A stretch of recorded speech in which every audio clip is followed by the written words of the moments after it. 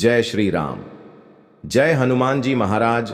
जय बागेश्वर धाम सरकार। भक्तों, अगर आपके भी घर में लगा है सदाबहार का पौधा तो आपके रोंगटे खड़े हो जाएंगे।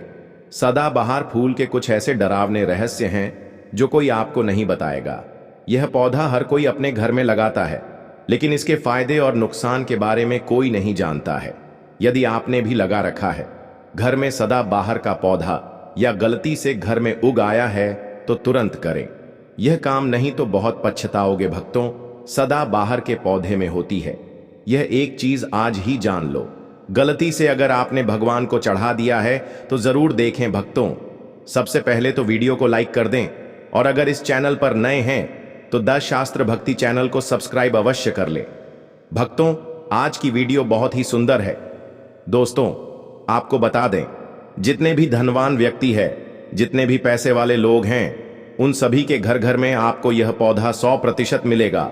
और भक्तों, आपको बता दें कि सदाबहार का जो पौधा होता है उसमें कई फूल खिलते हैं। इसी के साथ आपको बता दें कि सदाबहार का पौधा जो होता है वह बहुत आसानी से उग जाता है, और इसे कहीं पर भी आप बहुत आसानी के साथ उगा सकते हैं।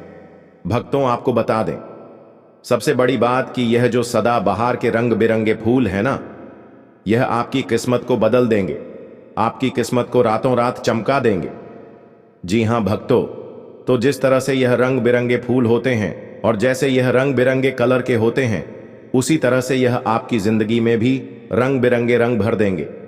भक्तों, आप एक बार इस पौधे के उपाय को जरूर आजमा कर देखें, और इसके लाभ भी आप स्वयं देख लेंगे।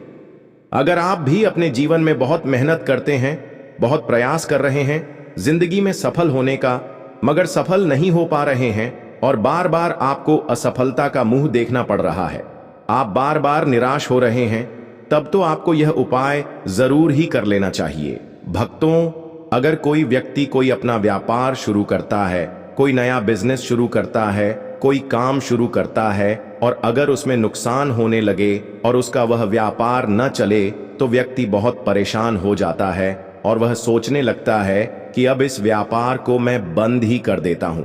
अब इस काम को करने से कोई फायदा नहीं है। जब इस काम से मुझे कोई मुनाफा ही नहीं हो रहा है, मेरी आर्थिक स्थिति अच्छी हो ही नहीं पा रही है, फिर व्यक्ति परेशान होकर सोचता है कि चलो हटाओ, रहने दो, इस काम को अब हम हटा देते हैं, बंद कर देते हैं, कोई दूसरा काम कर लेते हैं। और इसी तरह से व्यक्ति काम भी बदलते रहते हैं और दोस्तों बहुत कोशिश करते हैं, लेकिन उसके बावजूद उनको सफलता प्राप्त नहीं हो पाती है। जैसा वह चाहते हैं उनकी मनोकामना पूरी नहीं हो पाती है, उनका व्यापार नहीं चल पाता है। तो अगर आप भी अपने जीवन में कोई व्यापार कर रहे हैं और आपको बार बार उसमें नुकसान देखने को मिल रहा है, या जो भी काम आपने शुरू किया है वह काम आपका नहीं चल पा रहा है, जिस चीज को लेकर आप बहुत ज्यादा परेशान हैं, किसी विशेष क्षेत्र में आपने तैयारी कर रखी है लेकिन उसमें भी आपको सफलता प्राप्त नहीं हो पा रही है, तब आपको एक बार, सिर्फ एक बार इस उपाय को जरूर करके देखना चाहिए। आप इसके लाभ, इसके चमत्कारी लाभ आप खुद देख लेंगे। इसी के साथ तो इस उपाय को वह लोग भी कर सकते हैं जिनके सर पर बहुत कर्जा हो गया है, या जिसने किसी से बहुत ज्यादा उधार पैसा लिया है और वह कर्ज चुकाने में सक्षम नहीं है, चुका नहीं पा रहे हैं। लेकिन कभी कभी होता यह है कि व्यक्ति चाहे कितनी भी मेहनत कर ले, उसके बाद उसको सफलता प्राप्त नहीं हो पाती है। और भक्तों, दूसरी तरफ ऐसे भी लोग होते हैं जो दिन रात मेहनत करके धन कमाते हैं, लेकिन उनके हाथ में धन आते ही बहुत तेजी के साथ वह उनका धन चला जाता है। कभी बीमारियों में वह पैसा चला जाता है, तो कभी किसी अन्य चीज में वह पैसा उनका चला जाता है। दोस्तों, कुल मिलाकर आप कह सकते हैं कि उनका जो धन है वह अच्छे कार्य में कम जाता है, लेकिन बीमारियों में और बुरे कार्यों में ज्यादा उनका वह धन बर्बाद हो जाता है, जिसको लेकर वह बहुत परेशान रहते हैं और महीना खत्म होने से पहले ही उन्हें किसी ना किसी से उधार लेना पड़ जाता है। और देखिए, उधार व्यक्ति कभी भी अपनी मर्जी से तो लेता नहीं है। जब व्यक्ति के ऊपर बहुत ज्यादा परेशानी आ जाती है, उसके जीवन में बहुत सारे कष्ट आ जाते हैं, जिसके चलते उस व्यक्ति को अपना घर चलाने के लिए और बहुत सारी आवश्यकताएं ऐसी होती हैं जिन्हें पूरा करना व्यक्ति का दायित्व होता है, जिसके चलते वह किसी ना किसी से पैसा उधार ले लेता है, यह सोचकर कि अगले महीने उस पैसे को मैं चुका दूंगा। लेकिन दोस्तों, जैसे ही अगला महीना आता है, समस्याएं और परेशानियां खत्म होने का नाम ही नहीं लेती हैं, जिसके चल उसके सर पर कर्जा बढ़ता ही चला जाता है और वह उस कर्ज को चुकाने में धीरे धीरे असमर्थ होता चला जाता है। दोस्तों, उस कर्ज को चुकाने में उसे बहुत दिक्कतों का सामना करना पड़ता है, या कभी कभी व्यक्ति इतना ज्यादा भी कर्ज में डूब जाता है कि उसकी उम्मीद के बाहर हो जाता है। भक्तों, अगर आपके जीवन में भी ऐसी कोई समस्या है तो आपको यह उपाय जरूर ही कर लेना चाहिए। भक्तों, हम आपको बताएंगे ऐसे चमत्कार फूल के बारे में, ऐसे लाभदायक फूल के बारे में, जिसका उपाय यदि आप कर लेते हैं तो आप खुद देखेंगे कि कितने ज्यादा चमत्कारी लाभ उस पौधे के हैं। यदि इसका सही प्रकार से उपयोग किया जाए, उपाय किया जाए और भगवान को यह फूल अर्पित कर दिया जाए, तो यकीन मानिए आपके जीवन के सारे कष्ट, सारी परेशानियां तो दूर हो ही जाएंगी।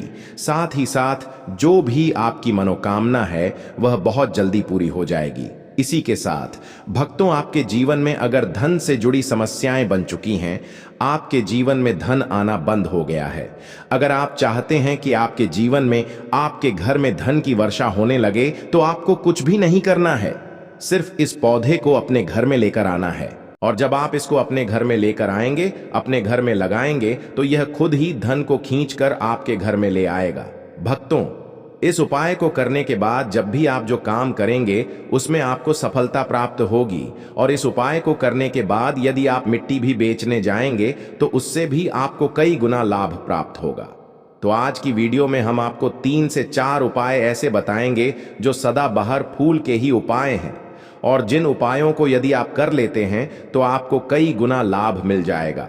तो आपको सिर्फ इतना करना है कि आपको जो भी उपाय हम आपको बताएंगे उन्हें बहुत ध्यानपूर्वक सुनना है और उपायों को अच्छे से समझ के करना है, जिससे कि आपसे कोई भूल चूक ना हो। बिल्कुल अच्छे से आप वीडियो को पूरा देखें और उपायों को तभी करें जब आप वीडियो को पूरा देख लें और उपायों को अच्छे से समझ लें, तभी आपको यह उपाय लाभ देंगे। इसी के साथ भक्तों, कमेंट बॉक्स में सबसे पहले जयकारा लगा दें। आप चाहें तो अपने इष्ट देव का जयकारा लगा दीजिए, किसी का भी आप जयकारा लगाएं, लेकिन जयकारा जरूर लगाएं। और अगर आप हमारे चैनल पर पहली बार आए हैं तो चैनल को जरूर सब्सक्राइब करें और वीडियो को लाइक जरूर कर दें। तो चलिए जल्दी से हम आपको बता देते हैं कौन कौन से हैं वह उपाय है। दोस्तों, ये तो आप सभी जानते हैं कि संसार में बहुत तरह के वृक्ष पाए जाते हैं और सभी वृक्षों का अलग अलग महत्व होता है। उन्हीं में से कुछ पेड़ पौधे, कुछ वृक्ष ऐसे होते हैं जो देवी तुल्य होते हैं। मतलब कहने का है कि जिन्हें देवी का दर्जा प्रदान किया गया है, जिन्हें देवताओं का दर्जा प्रदान किया गया है। जैसा कि आप जानते हैं, तुलसी का पौधा हो गया, पीपल का वृक्ष हो गया, वट वृक्ष हो गया, यह सभी बहुत पूजनीय पौधे माने गए हैं। तो आपको बता दें कि कुछ वृक्ष ऐसे होते हैं जिनमें दैवीय शक्ति होती है, जिनके अंदर बहुत अलौकिक चमत्कार होते हैं। अगर बात कर ले पीपल के पेड़ की, तो उसमें साक्षात श्री हरि विष्णु का वास माना गया है और समस्त देवी देवताओं का वास भी पीपल के पेड़ के अंदर माना जाता है। और अगर हम बात करें शमी के पेड़ की, तो उसे शनिदेव की तरह ही देखा जाता है। कहा जाता है कि शनिदेव का उसमें वास होता है। और अगर बात करें आंकड़े की, तो यानी कि हम जब आंकड़े का पेड़ देखते हैं, उसे निहारते, तो ऐसा लगता है कि गजानन को हम निहार रहे हैं। बेल का पेड़ हो गया, जो कि बहुत ही पूजनीय है, यह आप भी जानते हैं। तो आपको बता दें कि हर पेड़ की अपनी अपनी दिव्य शक्ति होती है, अपने अपने लाभ और अपने अपने चमत्कार होते हैं। भक्तों, अब मान लीजिए किसी भी पेड़ की जिनमें दैवीय शक्ति होती है, उनमें से किसी भी पेड़ की यदि हम सही प्रकार से पूजा कर लेते हैं, अच्छे से उपायों को कर लेते हैं, तो यकीन मानिए आप अपने जीवन की समस्त समस्याओं से छुटकारा पा सकते हैं। और दोस्तों, आप अपने जीवन में जो चाहे वह पा सकते हैं। बड़ी से बड़ी मनोकामना भी आप अपनी पूरी कर सकते हैं। और अगर हम बात करें सदाबहार के फूल की, तो सदाबहार एक ऐसा फूल है जो सदा खिला रहता है, हमेशा यह खिला रहता है। इसी कारण इसे सदाबहार का फूल भी कहा जाता है। और इसीलिए भक्तों, यह जो सदाबहार का फूल है, यह सदा के लिए आपके भाग्य को चमका सकता है। आपकी किस्मत बदल सकता है। तो इस फूल के बहुत सारे लाभ, बहुत सारे चमत्कार हैं। हम आपको बहुत ही सरल शब्दों में बताने और समझाने का पूरा प्रयास करेंगे, जिससे कि आपको किसी समस्या का सामना ना हो, आप उपायों को अच्छे से समझ के अच्छे से कर सकें। आप चाहे तो इनको लिख भी सकते हैं, और दोस्तों, आप चाहे तो हमारी वीडियो को दोबारा भी देख सकते हैं, आपको उपाय अच्छे से समझ आ जाएंगे। तो देखिए, अगर बात करें सदाबहार के फूल की, उस पौधे की, तो सदाबहार के दो रंग के फूल होते हैं। एक फूल होता है सफेद रंग का, और वहीं दूसरा जो फूल होता है वह होता है गुलाबी रंग का। भक्तों, आपने देखा भी होगा, हल्का गुलाबी रंग का फूल होता है। तो आपकी जानकारी के लिए बता दें कि सफेद रंग का जो सदाबहार का फूल होता है वह माता लक्ष्मी को प्रसन्न करने के लिए बहुत ही शक्तिशाली फूल है। बहुत ही ज्यादा माता लक्ष्मी को वह फूल पसंद है। और गुलाबी रंग का जो सदाबहार का फूल होता है वह भी माता लक्ष्मी को अति प्रिय होता है, क्योंकि गुलाबी रंग तो माता लक्ष्मी का सबसे ज्यादा प्रिय रंग है। तो जब आप सदाबहार के इन फूलों का कोई उपाय करते हैं तो इसका मतलब है कि धन खींचने की चाबी आपने अपने पास रख ली है। धन खींचने का पौधा अब आपने अपने घर पर लगा लिया है। इसी के साथ भक्तों, आपको बता दें कि शिव जी को सफेद रंग का जो सदाबहार का पुष्प होता है, जो फूल होता है, शिव जी को सफेद रंग का सदाबहार का फूल बहुत ज्यादा प्रिय होता है। यदि आप इस सफेद रंग के पुष्प को शिव जी को अर्पित करते हैं तो आपके जीवन की बहुत सारी समस्याओं से आपको छुटकारा मिल जाएगा, और आपके जीवन में जो भी राहु केतु का दोष है वह भी पूरी तरह से समाप्त हो जाएगा। तो जब भी आप इस सफेद अंग के पुष्प को शिव जी को अर्पित करें या माता लक्ष्मी को अर्पित करें तो आप अपनी मनोकामना बोल दें। आपकी कैसी भी मनोकामना है वह जरूर पूरी हो जाएगी। और यदि आप इस सफेद रंग के पुष्प को शिव जी को अर्पित करते हैं तो शनिदेव भी आपसे बहुत प्रसन्न होते हैं। अगर आपके पास सदाबहार के पुष्प है, आपके घर में कोई पौधा लगा है तो बहुत अच्छा है। लेकिन अगर आपके घर में सदाबहार का फूल नहीं है, पौधा नहीं है, तो आपको अपने आसपास ये बहुत ही आसान पानी से प्राप्त हो जाएंगे।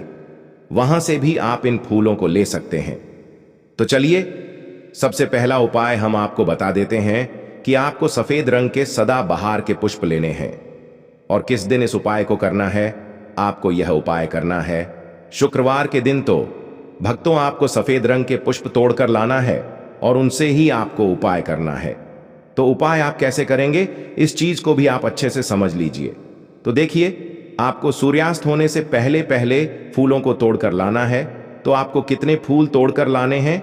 या तो आपको 27 फूल तोड़कर लाने हैं, और या फिर आपको 21 फूल तोड़कर लाना है।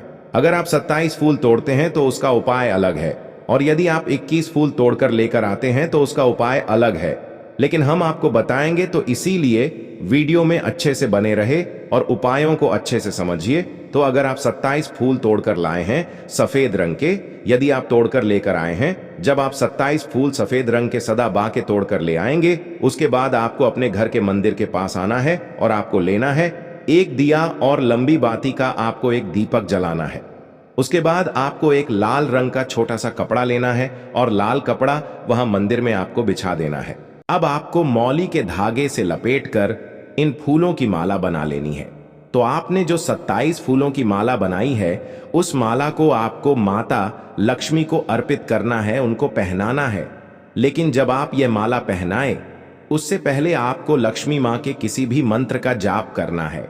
अगर आपको कोई मंत्र याद नहीं है तो आप बहुत सीधा सरल सा मंत्र और महालक्ष्मी नमः इस मंत्र का 27 बार जाप कर लें। उसके बाद आप माता लक्ष्मी को यह माला अर्पित कर दें। उसके बाद आपको माता लक्ष्मी को कुमकुम हल्दी का तिलक लगाना है, और उसके बाद आपको महालक्ष्मी चालीसा का पाठ भी करना है, और फिर उसके बाद आपको माता लक्ष्मी की आरती करनी है। इस बात का ध्यान रहे कि जब आप चालीसा कर लेंगे, उसके बाद आपने जो लाल कपड़ा लिया है उस पर आपको हल्दी से स्वास्तिक बनाना है, और उस लाल कपड़े पर आपको जो स्वास्तिक आपने बनाया है उस स्वास्तिक के ऊपर यदि आपने 21 फूलों की माला माता लक्ष्मी को अर्पित करे हैं तो 21 चावल के दाने आपको स्वास्तिक पर रखने हैं।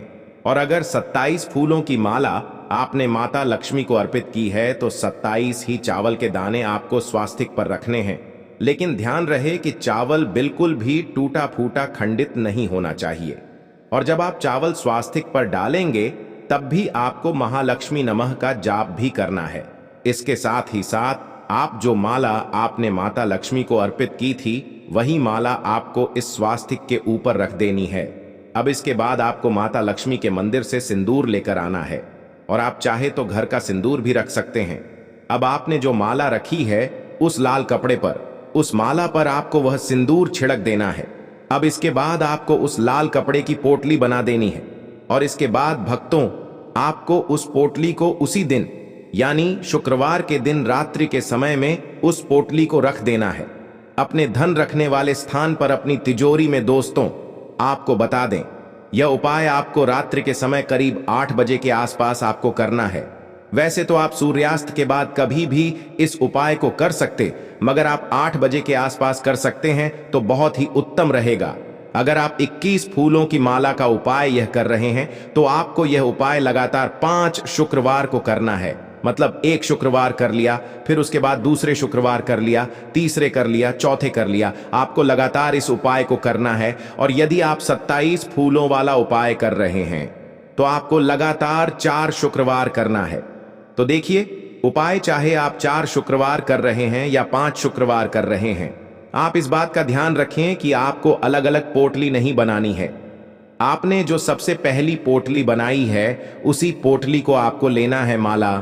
तो आपको हर बार नहीं लेनी है, चावल भी आपको हर बार नहीं लेने हैं, लेकिन उसी पोटली के अंदर आपको उन सारी चीजों को रखते चले जाना है। अब देखिए, 5वां जो शुक्रवार होगा, चाहे 5 शुक्रवार आप यह उपाय कर रहे हैं या 4 शुक्रवार कर रहे हैं, तो जो 5 शुक्रवार होगा उस 5वें शुक्रवार को आपको इस पोटली को लेना है और आपके घर में जहां पर भी मिट्टी हो, मान लीजिए आपके घर में कहीं पर भी मिट्टी है तो वहां पर आपको इसको मिट्टी में दबा देना है। और अगर मान लो आपके घर में कहीं पर भी मिट्टी नहीं है, पूरी जगह पर आपका फर्श है, तब आपके घर में गमला तो जरूर होगा, तो आप इसे गमले में दबा दीजिए। और आप इस चीज का पूरा ध्यान रखें कि आपको पोटली को पूरी तरीके दबाना है। आपने पोटली के अंदर जो माला रखी थी, जो चावल रखे थे, उन चीजों को आपको मिट्टी के अंदर डालना है। कपड़े को आपको मिट्टी के अंदर नहीं डालना है। जो लाल कपड़ा लिया है उसको आपको को नहीं डालना है। तो दोस्तों, यह उपाय बहुत आसान है, बहुत ज्यादा कठिन उपाय नहीं है। और यदि आप इस उपाय को कर लेते हैं फिर आपके जीवन में धन से जुड़ी जो भी समस्या है वह तो समाप्त हो ही जाएगी। आपके जीवन में धन आने के बहुत सारे मार्ग भी खुल जाएंगे, बहुत सारे रास्ते आपके जीवन में खुल जाएंगे। वहां से आपको धन प्राप्त होता रहेगा और जो धन आपको प्राप्त होगा उसमें निरंतर आपको वृद्धि भी देखने को मिलेगी। और आपको बता दें, इस उपाय को करने से आपके घर में स्थिर लक्ष्मी का वास होगा। तो देखिए, यदि आप 5 शुक्रवार वाला उपाय कर रहे हैं, 5 शुक्रवार वाला, तब तो आपको छठे दिन यह प्रक्रिया करनी है, छठे शुक्रवार को। और यदि आप 4 शुक्रवार वाला उपाय करें तो आपको 5वें शुक्रवार वाले दिन इस प्रक्रिया को करना है। ठीक है ना? इस बात को पूरी तरह से समझ लीजिए। तो दोस्तों, यदि आप इस उपाय को कर लेते हैं तो आप अपनी कैसी भी मनोकामना पूरी कर सकते हैं। इन छोटे सरल उपायों को करके आपको अपने मन में पूरी सच्ची श्रद्धा और पूरा विश्वास होना चाहिए, तब यह उपाय असर करते हैं। दोस्तों, आज की वीडियो में बस इतना ही।